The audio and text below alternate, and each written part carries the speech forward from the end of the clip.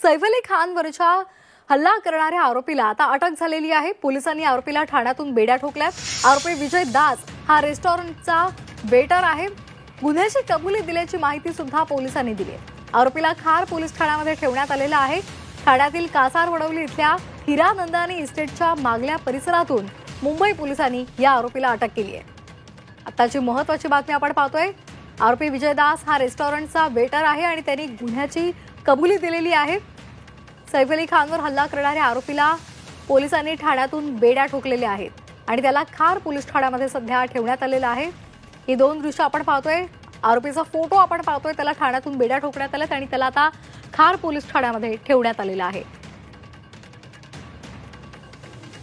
तर हिरानंदानी इस्टेटच्या मागच्या परिसरातून पोलिसांनी या आरोपीला बेड्या ठोकलेल्या आहेत। त्यामुळे आता या संदर्भात नेमका हल्ला त्यांनी का केला या सगळ्यांची उकल होणार आहे।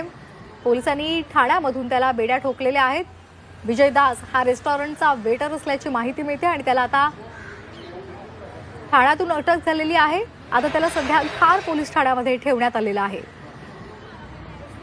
मुंबई पोलिसांनी आरोपीला अटक केलेली आहे। काही दिवसांपूर्वी सैफ अली खानवर रात्री 2:30 वाजता त्याच्या घरामध्ये शिरून या हल्लेखोरानं हल्ला केलेला होता। 6 वार सैफ अली खानवर केलेले होते। त्यामधल्या 2 जखमा या अतिशय गंभीर स्वरूपाच्या होत्या। त्या संदर्भात त्याच्यावर शस्त्रक्रिया सुद्धा करण्यात आलेली आहे। या संदर्भात अधिक माहिती घेणार आहोत आमच्या प्रतिनिधी मनश्री पाठक यांच्याकडून। मनश्री, सध्या या आरोपीला खार पोलीस ठाण्यामध्ये ठेवण्यात आलेला आहे। आता कशा पद्धतीने हा तपास पुढे जाणार आहे? सध्या या आरोपीला खार पोलीस ठाण्यात सध्या ठेवण्यात आलेला आहे। तपास अजूनही सुरूच आहे। या हल्लेखोराची या आरोपीची अर्थातच चौकशी केली जाते।